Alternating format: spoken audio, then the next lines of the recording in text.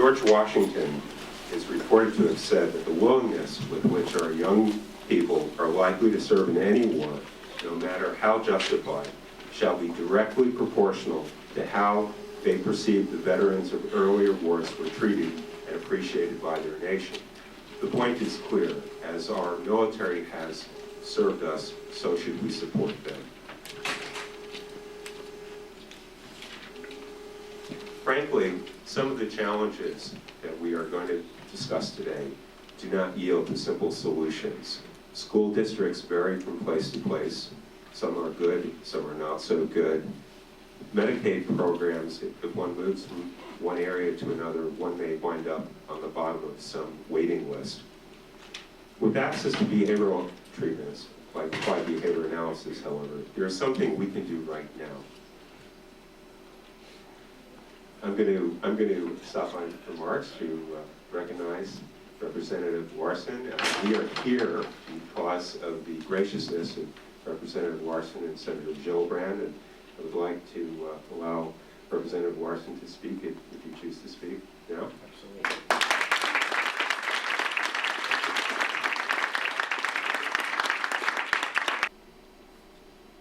TRICARE needs to make sure that it closes this gap and provides the funding for the families that they need.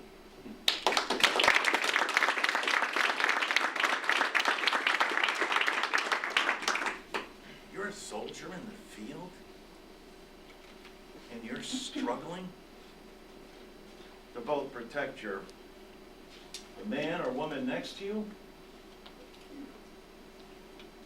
You've got to be worried about your child at home, and that your country, clearly with the means and capability,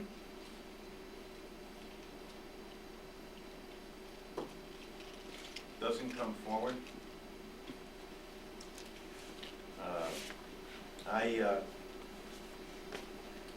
Like most people, I think, have always been aware of autism, but not fully appreciative until I sat with a group of parents and listened to them. And when I heard Rachel Kenyon's story and how compelling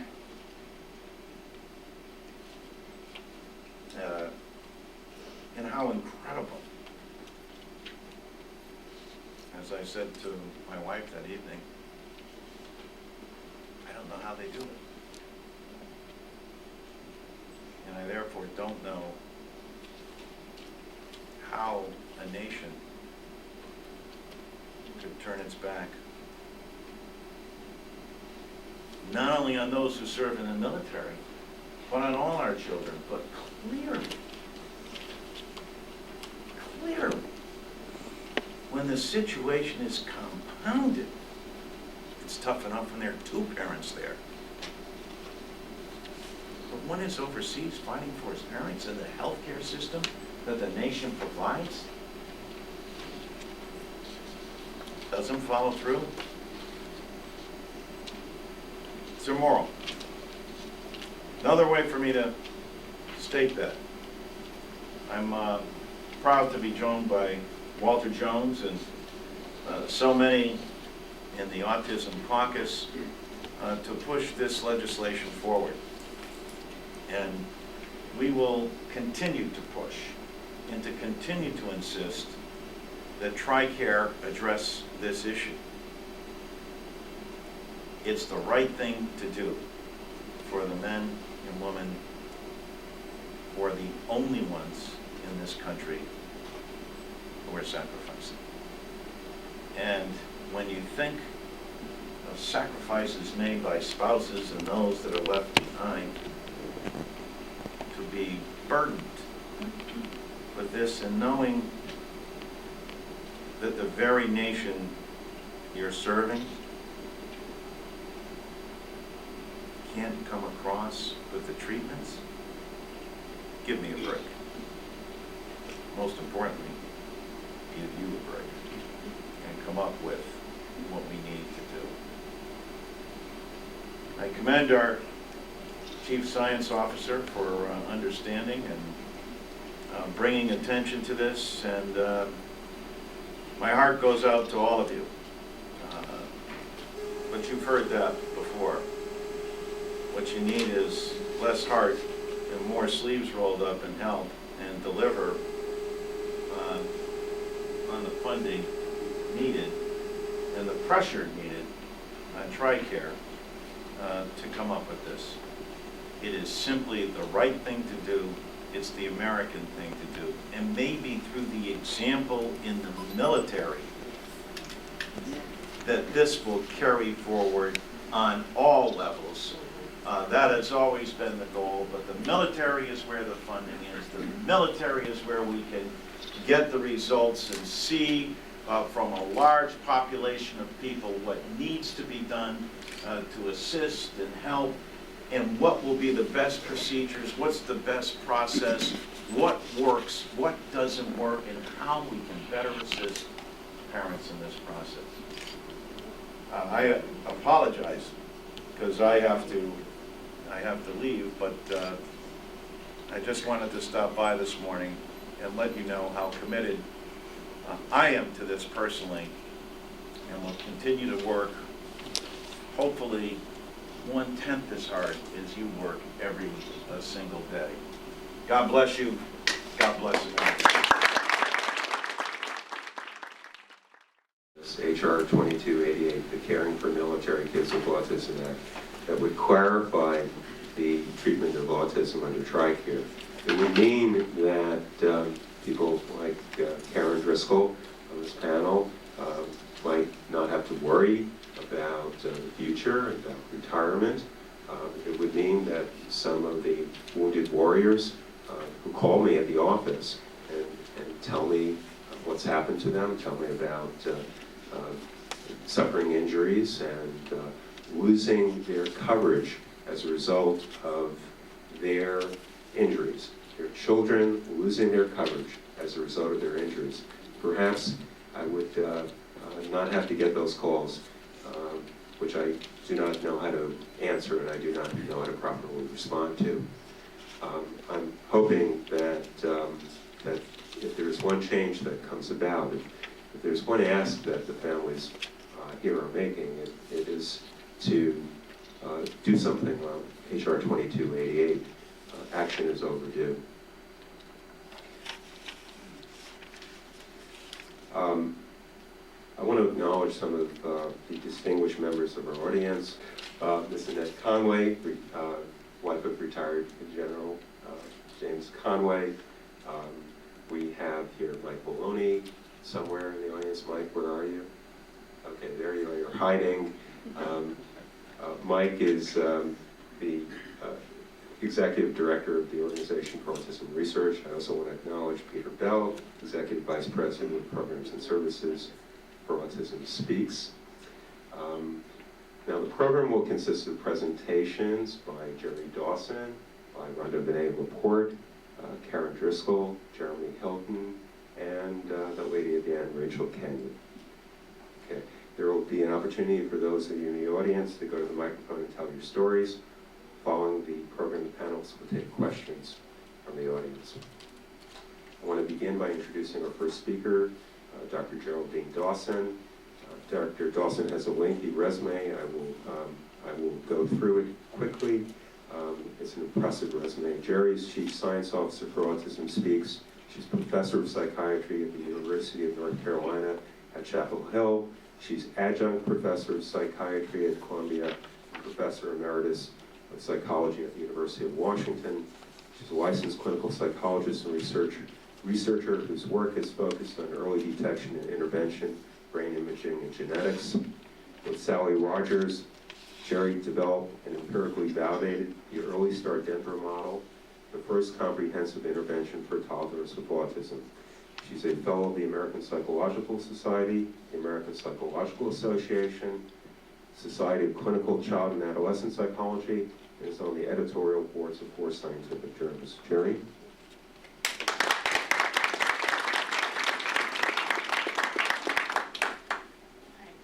just a moment to bring up the PowerPoint here.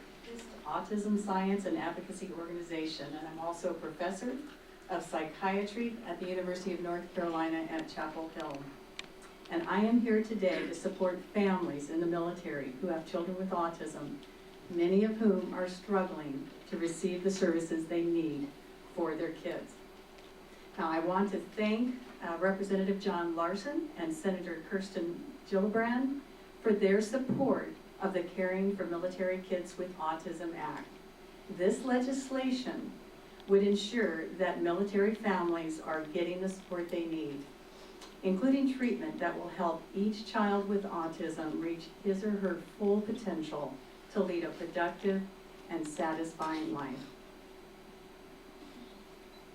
Autism is a developmental disorder that affects a person's ability to form social relationships and to communicate with others. And people with autism also exhibit repetitive behaviors, some of which can interfere with their ability to learn and to function.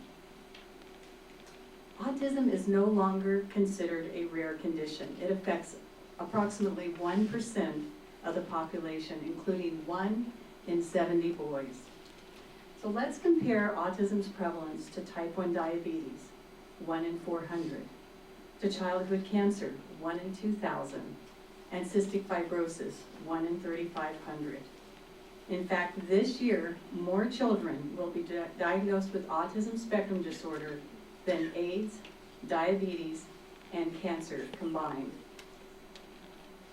Well, based on metrics that the World Health Organization has developed, autism represents a significant public health challenge. It is a highly prevalent and chronic condition with an early onset and is associated with significant functional impairments and costs. Its estimated burden is higher than childhood leukemia, cystic fibrosis, and type 1 diabetes. A conservative estimate of the annual cost of caring for people with autism is about $35 billion a year. However, based on the more recent prevalence estimates, we believe that it could be closer to $90 billion a year. Now, the prevalence of autism has risen dramatically over the past several decades. In fact, by over 600%. Although broadening of the diagnostic criteria for autism and increased awareness account for some of this increase, experts estimate that approximately 50% of the increase remains unexplained. This is one of the reasons why Autism Speaks and the NIH are currently directing research towards understanding the role of environmental risk factors. The stress that is experienced by families raising a child with autism is considerable. A study conducted in 2008 showed that compared to children with other chronic health conditions, children with autism are more likely to have unmet healthcare needs and family support. Families have difficulty finding the services they need. When services are not covered by insurance, they must pay out of pocket, often going into debt. Early intervention alone can cost up to $50,000 a year. Often, one parent must quit work to care for their child, adding to the financial burden. Studies show that as a result, families of children with autism experience high levels of stress. And for military families, this is compounded by the stresses that are associated with their service. When one parent is on active duty, the other may be facing these responsibilities alone. When a parent returns from active duty, their families may have the additional challenge of a parent with service-related mental or physical health problems. It's now possible to diagnose autism at 18 to 24 months of age, and we have screening tools that allow us to screen for autism as young as 12 months of age. In 2007, the American Academy of Pediatrics recommended that all children be screened for autism at 18 and 24 months of age, and that appropriate referrals be made if autism is suspected. Yet, the average age of diagnosis in the United States is close to 5 years. Children from ethnic minority backgrounds are especially at a disadvantage. Research shows that these families have to go to the doctor many more times before receiving a diagnosis, and the age of diagnosis is much older. There are effective treatments for autism that can change a person's life course and outcome. Early intensive behavioral intervention has been shown in controlled clinical trials to result in significant increases in IQ, language abilities, and improved daily living skills, and with reductions in the symptoms of autism. In fact, a 2010 randomized controlled trial that was funded by the NIH and published in Pediatrics reported that 50% of children with autism who received early intervention for 2 years had a 15-point increase in their IQ. 1/3 of children showed an increase of IQ greater than 30 points. This means that those children's life trajectories are on a different course, one in which they will have a much greater chance at living a productive and satisfying life. This is not only good for that individual, it also results in significant cost savings for society in the long run. This is why Autism Speaks is committed to passing insurance legislation that provides for access to behavioral health treatments for people with autism, and why it is crucial that the Caring for Military Kids with Autism Act is passed. It's what the families who are making tremendous sacrifices for our country deserve, and it will allow their children to reach their full abilities and to become productive members of our society. Now, I've been focusing on early intervention, but it is important to keep in mind that in most cases, autism is a lifelong condition. While early intervention ensures that each child with autism is positioned to achieve their potential, providing ongoing support will allow that child to realize that potential. Throughout early childhood and adolescence, interventions focused on social skills and communication are often needed. In addition, autism can be associated with medical conditions, such as difficulty in sleep, GI problems, and seizures. Treating these conditions allow the child to better take advantage of behavioral and educational programs. Careful planning for the transition from adolescence to adulthood ensures that each child has the best chance of success, whether in college or employment. In fact, during the next decade, over 500,000 adolescents with autism spectrum disorder will be transitioning into adulthood. As a society, we are unprepared to address their needs. The cost to society is real. The majority of the $35 to $90 billion spent annually is spent on caring for people with autism during adulthood. We lack the services and supports that are needed for adults with autism to successfully integrate in the larger community. We have few resources to address health-related issues, housing, and employment. Providing those services and support is crucial to ensuring that every adult with autism reaches his or her potential, and for reducing long-term costs of care. We urge you to support the Caring for Military Kids with Autism Act as one way to address the public health crisis that autism has become. Thank you.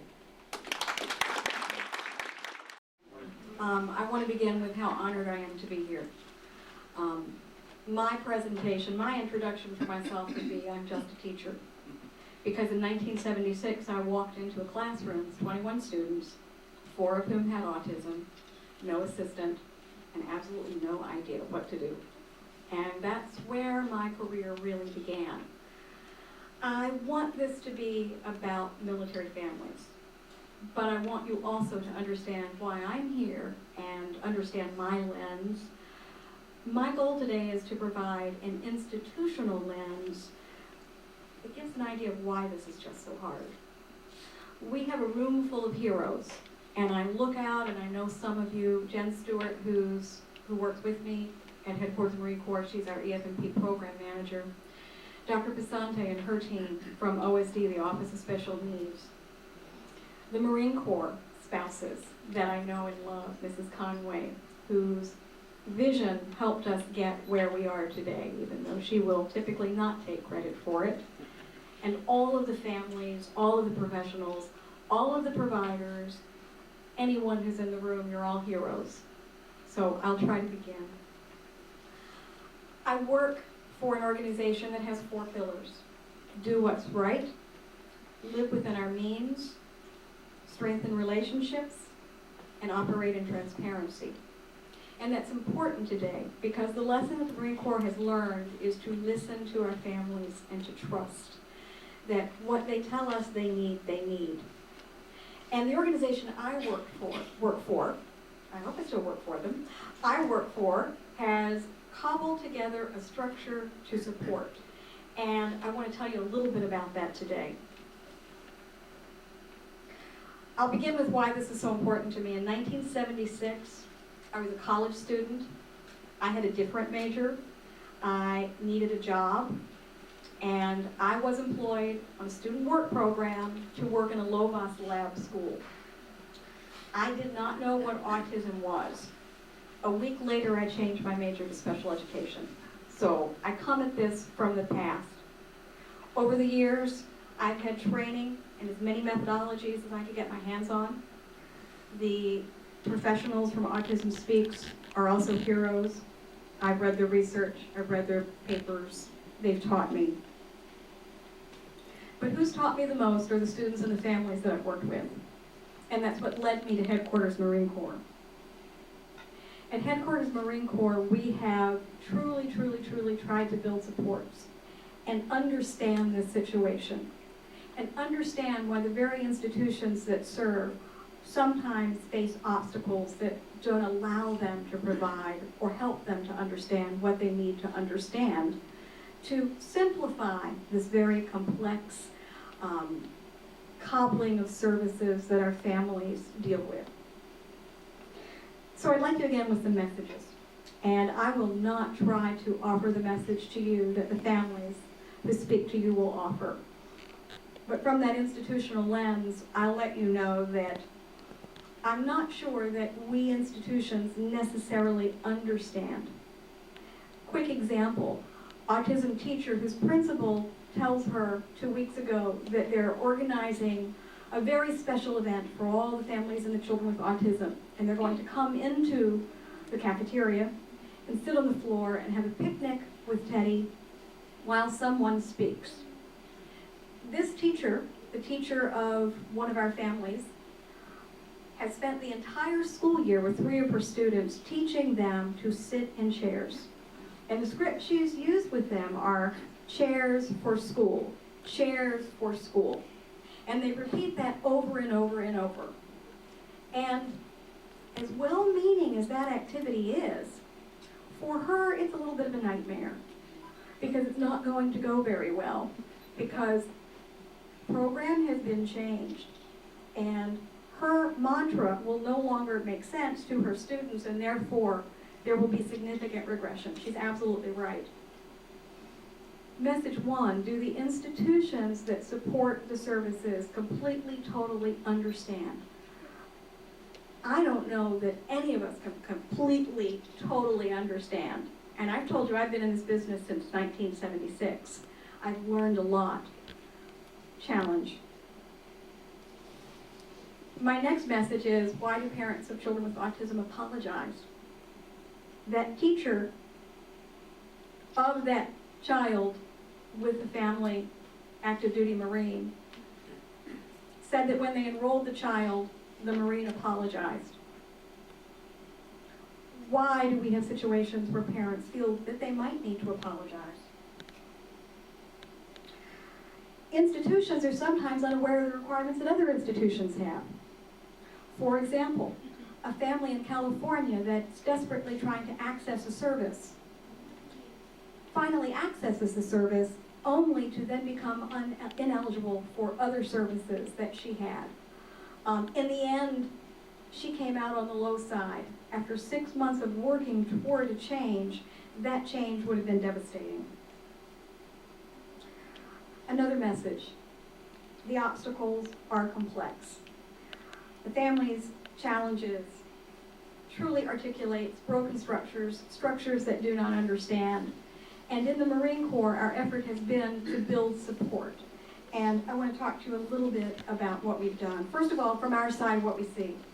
Marine Corps families struggling to find services in location to support the minimum continuum of care, to support what they had where they left. The IEP transfer process. The idea, the philosophy of comparable services is very difficult to execute because we're all looking at each IEP subjectively through our own lens. Cobbling together services that may be inconsistent without comprehensive treatment plans. Families that choose to live apart, military families that choose to live apart to access services to ensure that their children have what they need.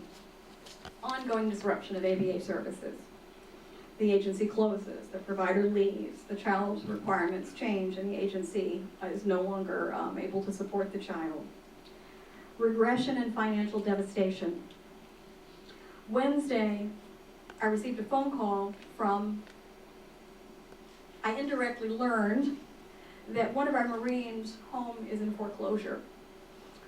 And we have many, many supports in the Marine Corps. It's an amazing organization. The structure that I'm going to talk to you about briefly, amazing. But the Marine didn't go forward to ask for any of the services because he did not want to explain why he is spending $15,000 a year on services that he believes his child requires.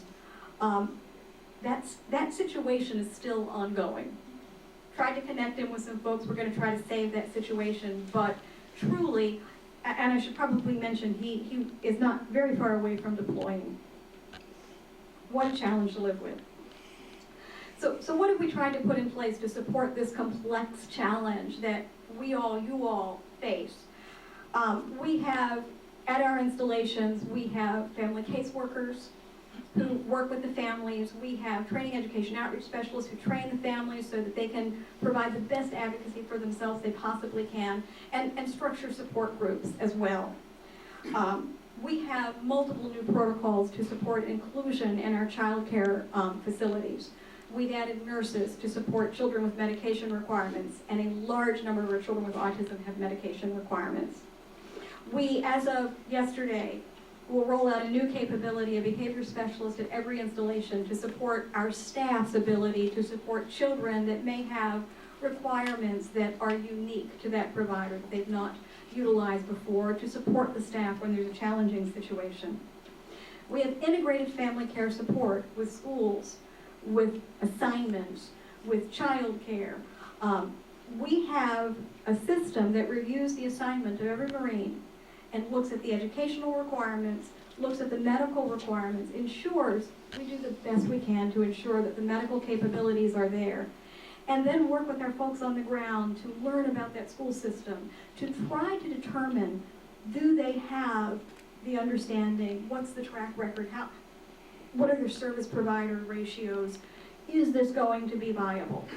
And in spite of all the work that we do, we sometimes find that when our Marine families arrive in that new, carefully researched location, the provider has closed the doors to the house and that service is no longer available. In the best of worlds, and I truly believe we have a structure that's amazingly supportive, we can't predict that individual's requirements, what's going to be available in the community. And we work very, very hard to do that. We have a continuation of location process that allows the family to have stability if the families truly need to live separately, that allows the family to continue to receive housing allowance and financial support at the level where they are staying behind. That's a process that's somewhat painful for us because we truly don't like to see families separated. That's a last resort, but it's certainly a process we have to utilize. Humanitarian transfer, sometimes requirements change. A devastating series of events may lead to medical care or therapeutic services or more intensive behavioral therapies that cannot be provided in the location. So through the humanitarian transfer process, we can move that Marine to a new location. Not easily done. We provide 40 hours of respite. Our families, our most fragile families, were at exhaustion in trying to make all of this work. And there was no time to maintain self. So 48 hours of respite cannot be used for childcare for work. It is truly for respite, and we try to ensure that that's what the families are utilizing it for, because we want our families resilient and able to support and manage the challenges that they have for their loved one. Legal support. We have 3 attorneys that work for us that either provide direct representation or help our families find pro bono services or services to support them when there is a need that requires legal intervention. TRICARE support. We try to help families work the system. We try to help families connect with the right people and answer questions, which means that we have to have some level of understanding about the policies and the complexities. And I said some level because that's a pretty complex system. We collaborate with multiple entities. There are so many work groups taking action now as we speak to try to look at what else we can provide. We are continuing to add supports, but all that we do will not be enough if the systems and the institutions are not able to integrate and partner together and perhaps maybe as a puzzle piece, join together to support the families. In summary, sometimes systems can have the best of intentions, picnic with teddy bear, and be insular and not understand the gaps and the deficits faced by our families. We've collected a rich revenue of data, including over 10,000 individuals with disabilities enrolled in our Exceptional Family Member Program, enrolled in our child care centers and our family child care homes, utilizing the services of our school liaison programs. And over 1,000 of those children are diagnosed with autism as their primary diagnosis. Over 400 of those 1,000 have complex medical issues in addition to their diagnoses. We continue to capture an immense amount of data that truly gives us a unique institutional lens across the nation, across internationally. We understand as much as we possibly can, and we care very, very deeply.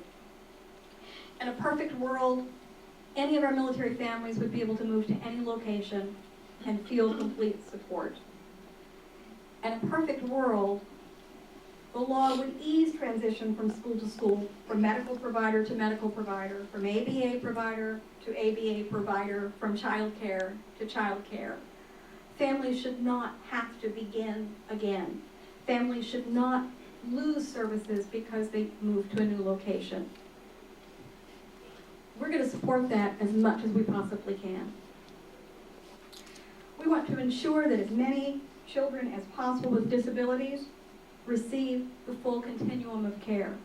And I can tell you without question that across services, at the DoD level, at the highest level, this is a goal. This is a goal, but it's so complex. We want to ensure that all parents, any parent, is equipped with the knowledge and the understanding that they do not have to say they're sorry, that the systems are there, are networked to support them. In conclusion, I want to thank you for listening. I am still that teacher that walked in the classroom in 1976. Do you know, I was told to prepare me that tactile experiences, great sensory experience, use wet sand. My students ate it. I'd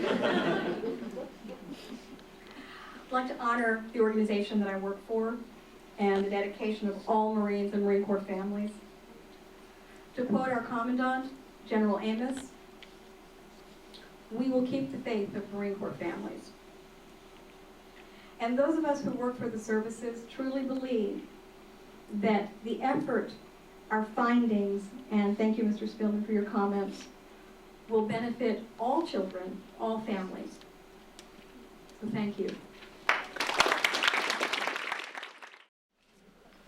going to ask Karen Driscoll, who's one of our military parents, to provide an overview of the TRICARE system. Let me give you some background about my friend, Ms. Driscoll. Karen is a Marine Corps wife and mother of 3, one of whom has autism. She's married to Colonel Jerome Driscoll, Jerry Driscoll, Deputy Commander of Marine Forces Korea. Karen has worked with lawmakers, senior military leadership, military families, and national policy and advocacy organizations to bring about positive legislative and family support improvements for military children with special needs. She's been recognized by the Marine Corps League, National Military Families Association, the Organization for Autism Research, and the San Diego Military Advisory Council for her advocacy and focus to improve the lives of military families with disabilities. Karen?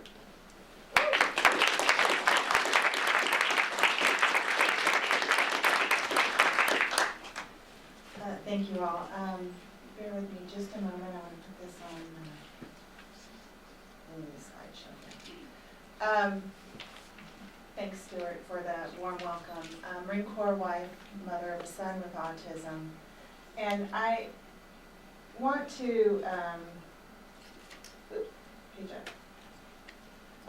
really kind of highlight some of the challenges, continuity of care issues Rhonda Vinay pointed out, and then kind of focus on a key piece that HR 2288 addresses, which is the medical side of things. But when you look at the things that I rely upon as a Marine Corps wife and mother, the three things I rely upon for the health and well-being of my son with autism. And this is what I call my continuum of care. It's special education services, state-run programs, often referred to as Medicaid waiver programs, and medical, and in the case of the military, that's TRICARE system. And I highlight these 3 things because these are direct services that when one of these service sectors isn't working, that's a readiness issue. But in the case of autism, not one of these service sectors is working. That's a family living in crisis. So I highlight that there are some complexities here, as Stuart referenced in his opening comments, you know, the mobility of an IEP or the interstate issues when you transfer from one duty station to another might hit a bottom of a wait list for Medicaid services. That's a very complex interstate workings. I'm not going to touch on that today. So I'm going to focus on the medical. What can we do today to address some of the TRICARE barriers to care, and what recommendations families and policymakers are putting forward to improve these services? And this is something we can fix. This is, you know, TRICARE. This is within the DoD. Congress has a say, and this, by educating our leadership from within as well, we can build a consensus about what is needed. So to provide a basic overview about what are the key issues impacting a family with autism, is currently the TRICARE Basic program is where all our medically necessary services are put for family care, family well-being. It's where all our military dependents receive our services currently. But under TRICARE, TRICARE actually segregates out ABA therapy, the standard of care in the treatment of autism, outside of the TRICARE Basic program, into a separate arm of TRICARE, commonly referred to as the ECHO program, Extended Care Health Option. And what that creates for a family, I'm going to bring this all in from the consumer side of things. What that creates automatically is a barrier to care. And when you segregate care into a separate program, the ECHO program actually has eligibility and enrollment criteria to receive medically prescribed care and treatments. So the first barrier to care is you have to know about this program. And when 90% of our military dependents actually seek care from civilian providers, they might not know about this ABA therapy that's segregated into this separate program that you have to enroll for. So automatically the barrier to care is there. And not only do you have to have knowledge of this enrollment criteria and actually physically enroll, you have to also enroll in your respective services exceptional family member program, EFMP, which has nothing to do with TRICARE. It's a separate Service 1 program that varies from service to service. So automatically you've got these two significant barriers that require parents to jump through hurdles and hoops to get access to the medical care their son or daughter requires. So bottom line, enrollment requirements, barrier. Eligibility requirements significantly restrict the number of beneficiaries that can actually access this program. The ECHO program is only available to dependents of active duty service members or our Guard Reserve who are activated for more than 30 days. So what does that result in? A significant patient population requiring treatment has been excluded from care. Our retirees and our Guard Reserve that receive intermittent services. Medically prescribed care, but they can't access it under ECHO. So that's a significant piece that I put up there as another barrier to care. One of the other significant issues that has impacted my family personally is the dollar limit on treatment. TRICARE actually puts a financial cap on my son's treatment program, an arbitrary financial cap of $36,000 a year. What that provides roughly, if you look at the national average, maybe 10 to 11 hours of ABA therapy a week. When for a 2-year-old newly diagnosed may require 25 to 40 hours a week. So our kids are actually receiving ineffective or less than medically recommended care. And the last piece I wanted to highlight from that consumer standpoint is therapy, yet TRICARE does not. In addition, the mental health parity law, which was enacted in 2009, actually eliminates financial cap on treatments of mental health disorders. Yet TRICARE has an ECHO program limit of $36,000.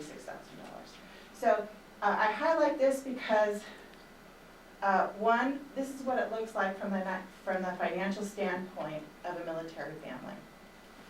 For a 2-year-old newly diagnosed today that might require upwards of 25 to 40 hours of ABA therapy a week, a comprehensive treatment program might cost about $6,500 a month. TRICARE covers on average $3,000 a month.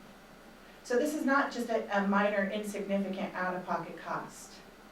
Autism care is unaffordable to any military family. And so when Rhonda Vinay mentions the financial devastation and crisis these families are in, and I'm one of them, is simply because we're trying to provide the treatments and care our children have been medically prescribed, and we're spiraling into debt. And there's really no way out. I highlight this visual because I really think it shows that public policy has leapfrogged over the current state of affairs, and that we really need to look at righting this wrong.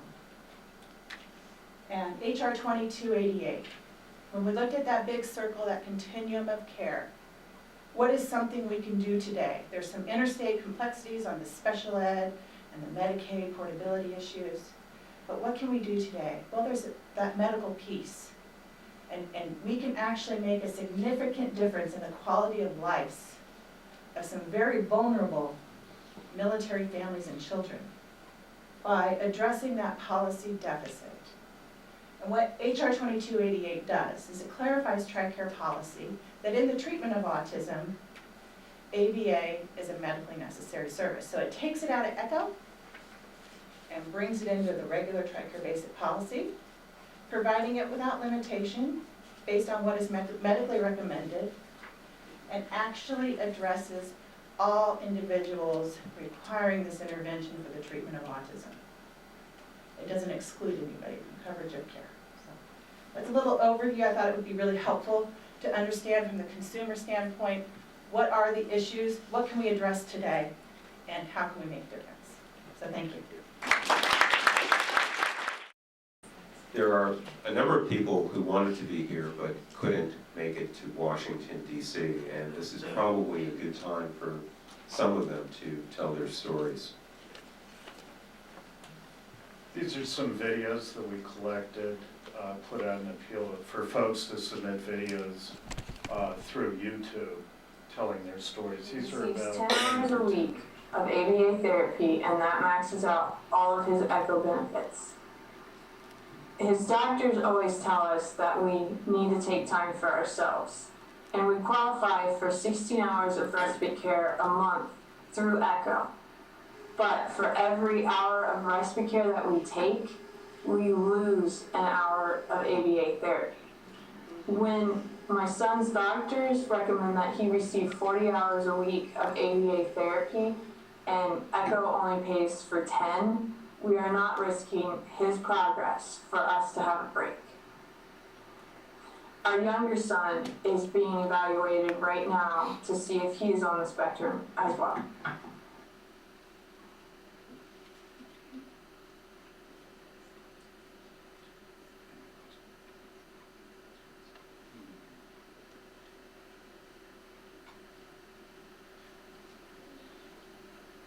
The next video is by Liz Tashma.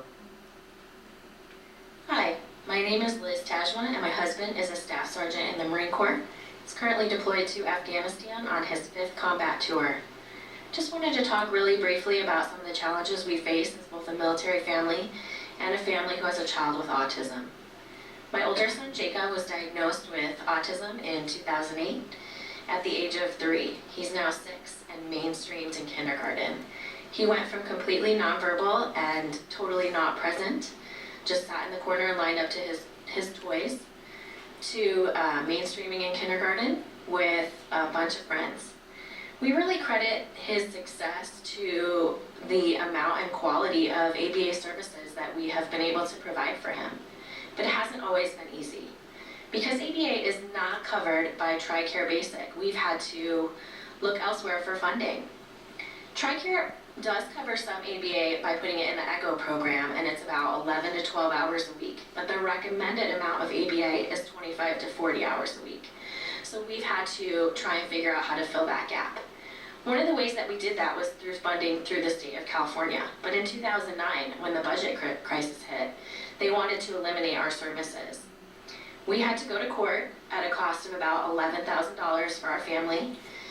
And of course my husband was deployed again during the trial, and so I basically had to fight that battle alone. We prevailed, and because of that I think my son is successful, but not all military families are able to do that. It was very difficult and very expensive. So my hope would be that ABA therapy would be covered under TRICARE Basic. Thank you. We have one more video. one more video.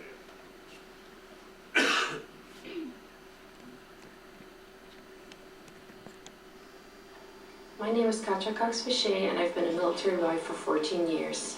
When my son was 3 years old, he was not really speaking yet, and he had many meltdowns. At the time, we were stationed in Germany. I was pregnant with our second child, and my husband was in Iraq. It took me about a year to get my son diagnosed with autism, enroll him in the Exceptional Family Member Program, and our military insurance, TRICARE ECHO. TRICARE ECHO pays for my son's ABA therapy, which is applied behavioral analysis.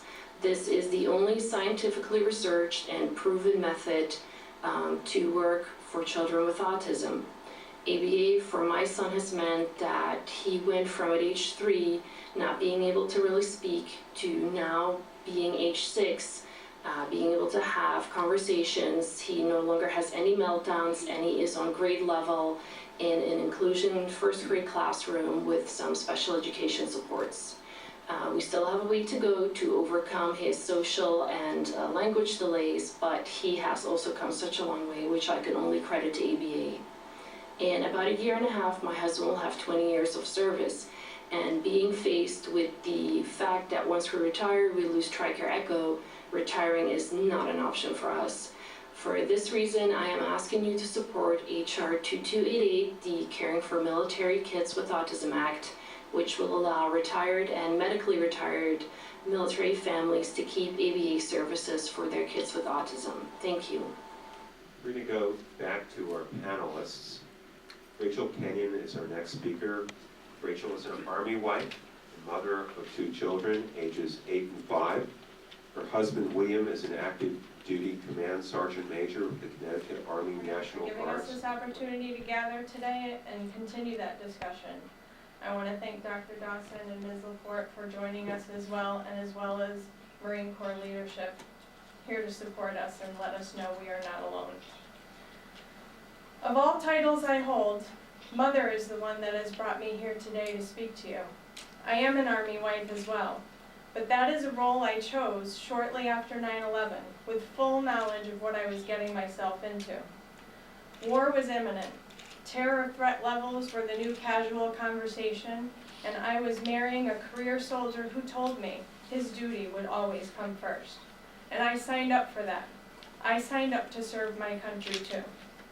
And when my husband ran off with the other love of his life, the Army, to fight on the battlefields of Afghanistan as an infantry platoon sergeant, I proudly kissed him goodbye as he patted my belly and told our daughter to behave for Mama. He told her he'd be back to meet her when his work was done. My husband was due home on leave for my daughter's birth the following summer of 2006. He would arrive a day late to meet her, but in military life it was pretty well understood that a day late was far better than not at all. Our daughter, Rachel Margaret, was born with special needs and required intensive medical care. She barely survived those first weeks. And yet, at 15 days old, my husband kissed her goodbye and headed back to work in Afghanistan. He would return home again on a Red Cross alert just days later as our baby girl began slipping away. My husband remained by her side for another 2 weeks of emergency leave to watch her inch her way back to stable condition before leaving her in her hospital bed once again to return to war. Because that is what we signed up for. It was my job to serve on the home front. Our daughter had a feeding tube and was in congestive heart failure. She had open heart surgery at 4 months old, but by then Daddy was home to help and Rachel Margaret's health was improving. Not once did we worry about finding her the medical care that she required. We felt blessed to be a military family. We often joked that we only paid $8 for hospital parking for her open heart surgery, as it should be when you serve your country. In early 2010, under falling snowflakes, my husband kissed his healthy, beautiful little girl goodbye once more as the battalion loaded up and headed back to Afghanistan. This was Army life, so we wiped our tears and held our heads high, proudly waving to Daddy as they pulled away. Now a sergeant major, it was only a month into my husband's second tour in Afghanistan when he received my call to tell him his baby girl had autism.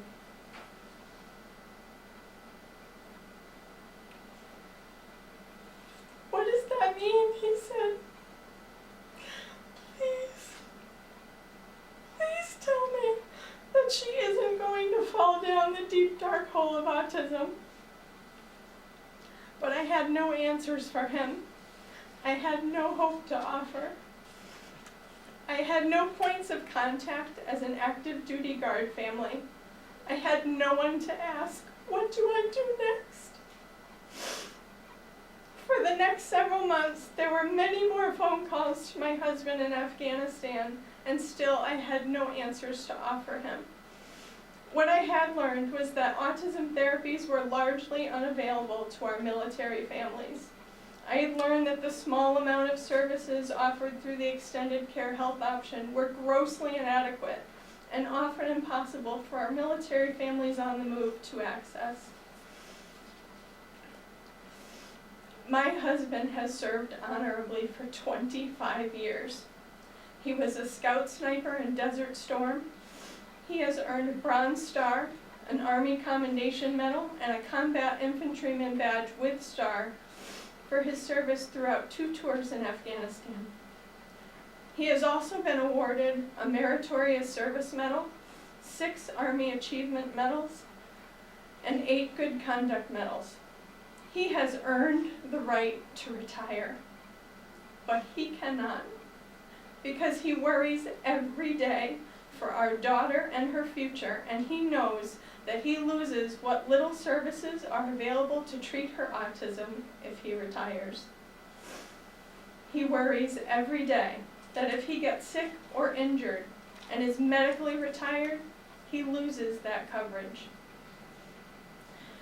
There is one more tour to Afghanistan on our horizon, and my command sergeant major will go once again when duty calls, because that is what he signed up for.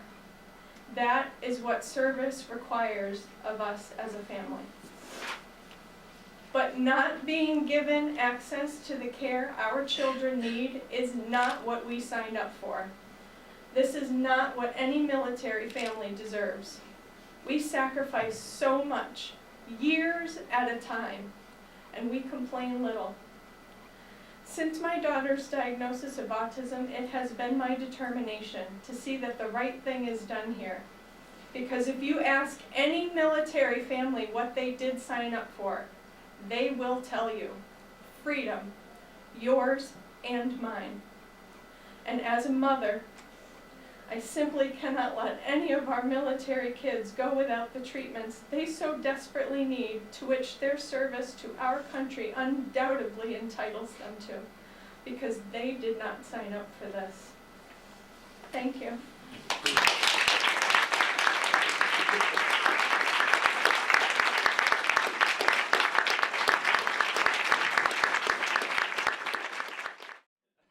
Our next panelist is Jeremy Hilton. Jeremy is a 1995 graduate of the Air Force Academy.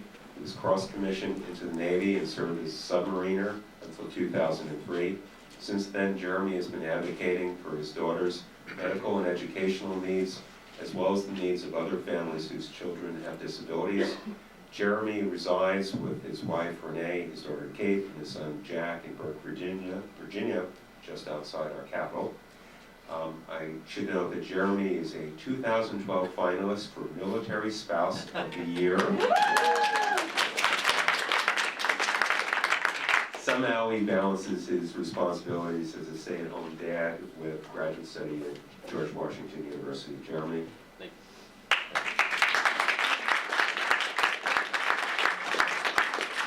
you. It's not fair coming after Rachel. Good morning, and thank you for that introduction, Stuart. A little more about me. I got out of the Navy in order to take care of our daughter, Kate, seen here. Kate was born at Bethesda Naval Hospital in 2002. Kate was born with very severe hydrocephalus. Secondary to that condition, a whole host of other conditions were diagnosed then or shortly after her birth. Craniosynostosis, cortical visual impairment, Chiari malformation, and epilepsy. From Kate's birth until she was 5, we moved 4 times due to the military requirements for my wife, who was still in the Air Force. During this period, we had 2 deployments and 7 surgeries. On top of all this, I had my own significant medical issues to sort through. To say that our stress levels were through the roof would be an understatement.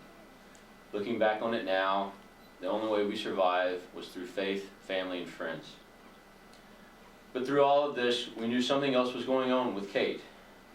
We continuously pointed out to pediatricians and neurologists that Kate was having significant issues in certain social areas, and we repeat the same phrase again and again and again.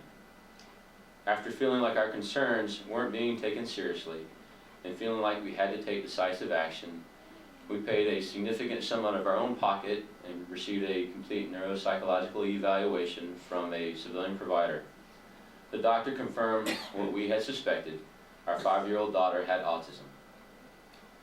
When we attempted to receive ABA therapy from TRICARE, we were told there were only 2 providers in the entire state, and both of them were a 3-hour drive away.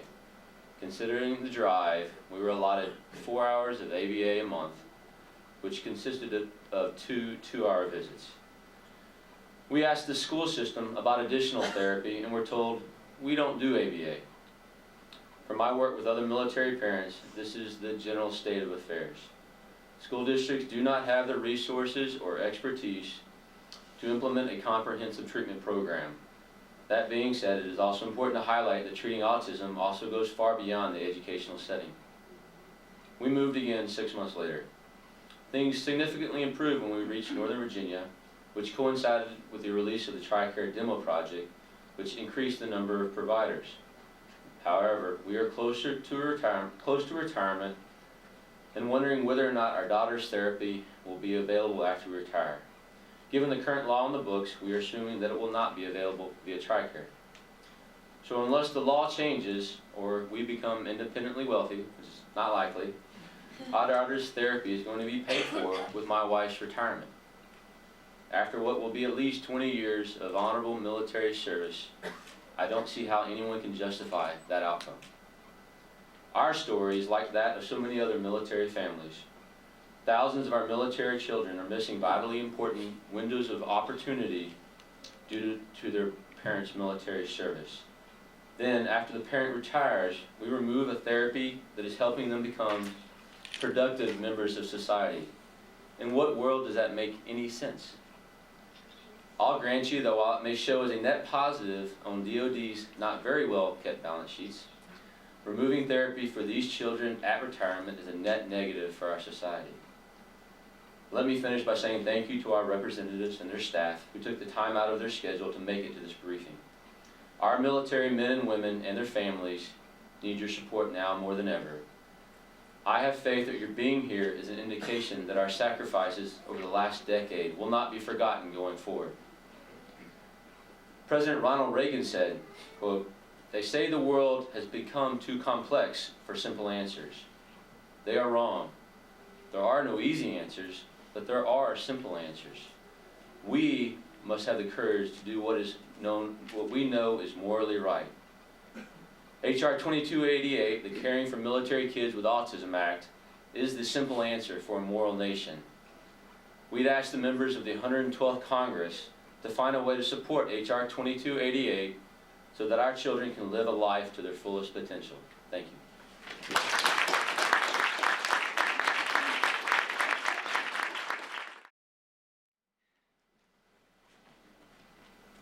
Karen's going to finish the panel presentation by speaking to her personal circumstances.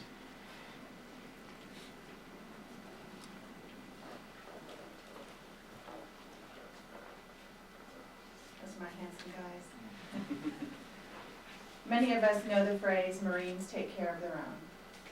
Well, this commitment extends beyond combat, training, and military affairs to taking care of our Marine Corps families as well. And in that context, I'm very proud of the work our Marines have done to address the quality of life supports through exceptional family member program. They are truly leading the way, and I'm very grateful to have many of our Marine Corps spouses here that have been part of that journey, so thank you. Military families have shouldered tremendous responsibilities for the last 10 years. You add on the challenges of autism and paying for and the difficulties in accessing services. And these families are understandably pushed to the brink. I'm here today that in hopes that by sharing my personal story, will highlight specific areas of need, outline where you can be of assistance and help lighten the load these families carry, and take action to actually help end that perpetual cycle of crisis families like mine live in. My husband Jerry is a helicopter pilot, veteran of 2 combat deployments, and has served proudly for over 27 years. Our oldest son Paul was diagnosed with autism at age 3. At that time, my husband was a new lieutenant colonel and squadron commander. While I coped with the diagnosis and trying to garner all of the services our son required, my husband was preparing his Marines for war, and they deployed shortly thereafter. When Jerry was in Iraq, his primary mission was casualty evacuation in support of 5th Marines. He'd fly into a combat zone, pick up our wounded, and take them to care. It is extremely important our Marines remain focused on their mission. We don't want that Marine worried about a $5,000 therapy bill that month, or how his son would manage without the medically recommended care he needs.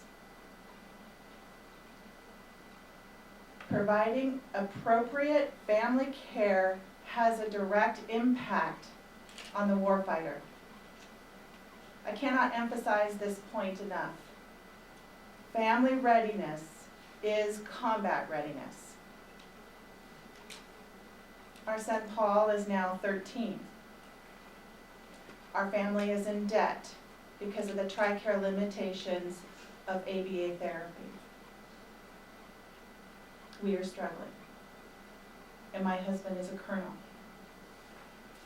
This is a difficult topic for my husband and me, yet we cannot hold back. We look at the young Marine family and ask, if this is hard for Colonel Driscoll and his wife, what about Sergeant Driscoll and his young family? The answer I hear from families across the country is that they're simply going without the medical care they've been prescribed. This should never be the answer for a military child. Military families who deploy repeatedly to combat and serve this nation with honor and integrity deserve better. Recently, the Marine Corps commissioned the National Council on Disabilities to provide recommendations on what are the challenges facing Marine Corps families with disabilities. The NCD report provides clear recommendations focused on improving programs, policies for military dependents with special needs. This report specifically addresses the TRICARE policy deficits regarding autism and ABA therapy. These recommendations are consistent with the legislative intent of H.R. 2288. Our ethical obligation to provide for the healthcare needs of our military families compels us to act. I also think it's important to address the big elephant in the room that not many people have really touched on today, and it's the cost of autism care. While the cost effectiveness of providing for early and intensive interventions for the treatment of autism have long been established, providing family care does come at a cost for the DoD. That being said, I also think it's important to highlight that if my son had brain cancer, we would not be here today. His care would be provided without limitation or for concern on its budgetary impact. But because my son has a mental health disorder, it's okay to put a dollar limit on his treatments and have his treatments dependent on my husband's active duty status. H.R. 2288 works to correct this wrong and actually provide the care our children require. Having a disability is a natural part of our human existence. Understanding this, we simply cannot ignore the treatment needs of these beautiful children.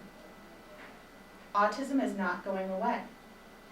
And when 1 out of every 88 military children has a diagnosis of autism and are not receiving the recommended standard of care, this is not only a public health issue, it is an issue of significant consequence impacting the readiness and retention of an all-volunteer force. My husband and I remain committed to helping families facing this challenge. We are inspired by the actions of Americans across the country and our communities trying to make a difference.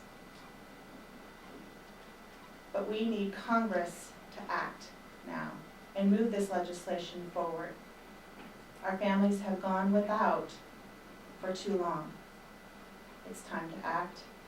And I echo Congressman Larson's comments from earlier. It is simply the right thing to do. Thank you. Senator Pike.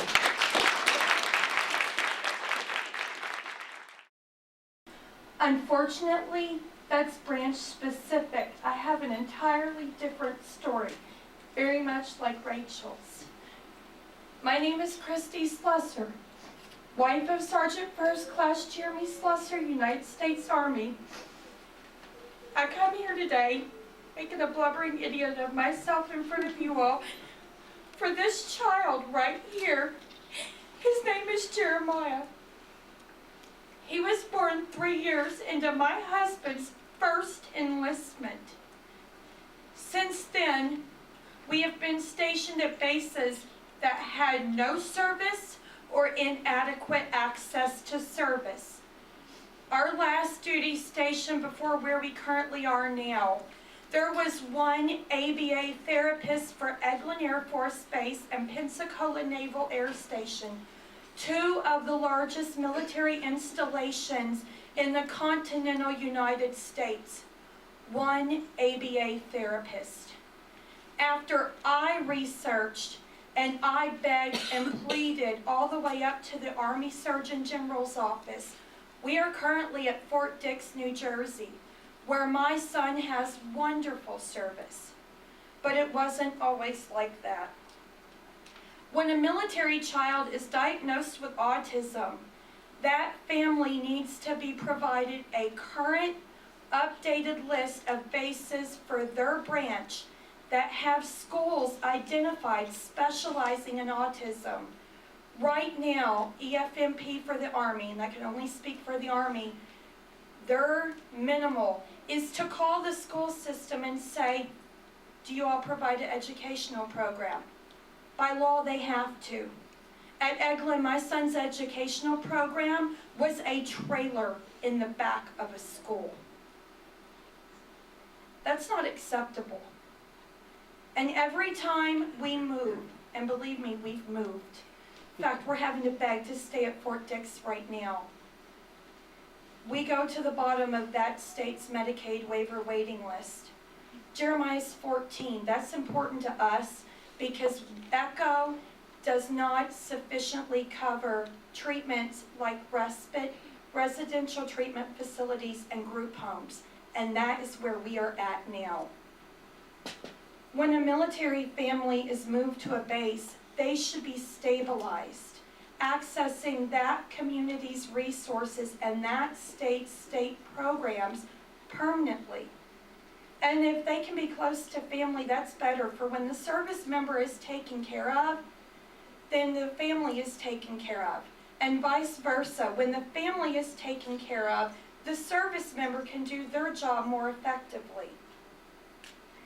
Children with autism cannot afford to do without service, nor can they afford to lose services they have because their parents serve this country or because their parent has served this country and retires. My father was an officer in the Army. I was born into this life. My grandfather, a Korean War vet. I'm proud to be a military wife, but I'm even prouder to be my son's advocate. So I ask that stabilization please be looked at as being included in this bill as we move forward. Thank you.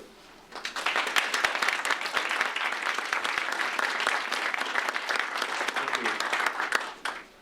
Are there any questions for any members of the panel? Bernadette? Yes. You want me to do it from here? Wherever you're comfortable, Bernadette. Hi, my name is Bernadette Jarosz. I wrote down my question. I am a Marine wife, a mother of triplets, and my daughter Gabby has severe autism. Gabby requires intensive services, and because of ECHO limits, TRICARE covers only a fraction of what she needs, which we've already gone over today, I think.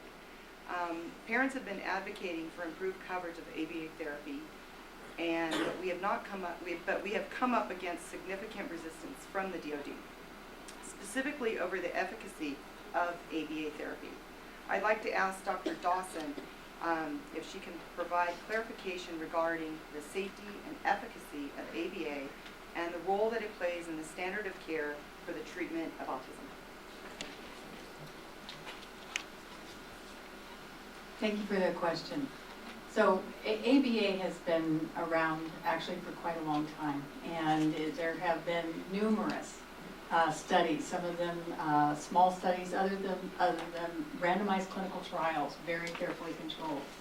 And what's been shown is that by providing early intensive intervention, that children do show significant increases in IQ, language, adaptive behavior, fewer symptoms.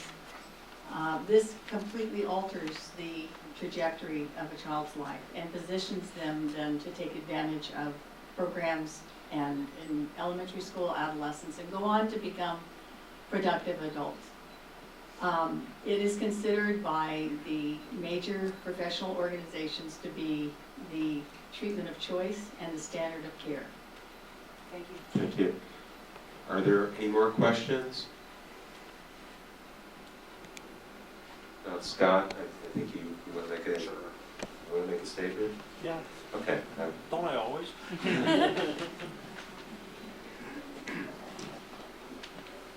Hi there, my name's Scott Campbell. Number one, I want to applaud the Marine Corps for what they're doing for their families. They are by far the service that is providing the best services to support families with autism, hands down. This is our son Ian. He's now 13. Karen and I have traveled many roads on this path. He's a happy kid because, like many of the other families here, he's received the ABA therapy that he needs, at least in part. The problem is, as has been mentioned over and over, families of retirees do not. At 28 years, 2 years ago, I was supposed to retire. I didn't retire. Instead, I was diagnosed with lung cancer during my Army retirement physical.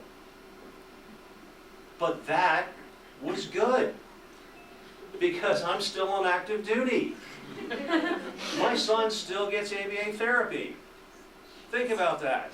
I'm happy to have lung cancer because my son gets ABA therapy.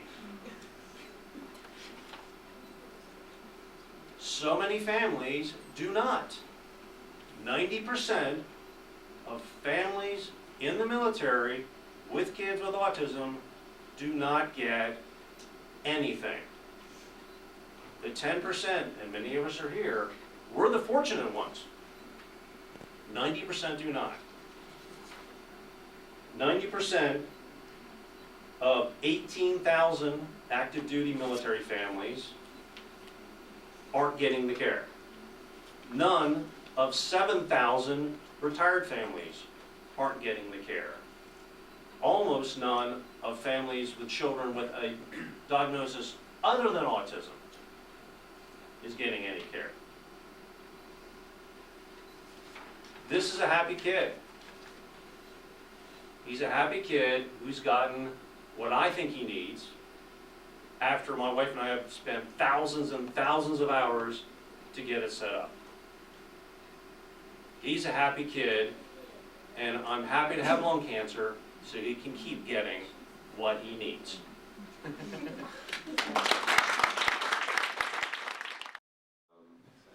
not quite sure what to say. I'm happy that your son, I can say I'm happy your son is getting the care he needs. I want to thank everyone for coming to this room. I'm a civilian. I'm a lifelong civilian.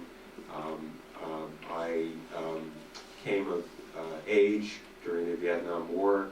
My draft lottery number was in the mid-300s, so I didn't serve.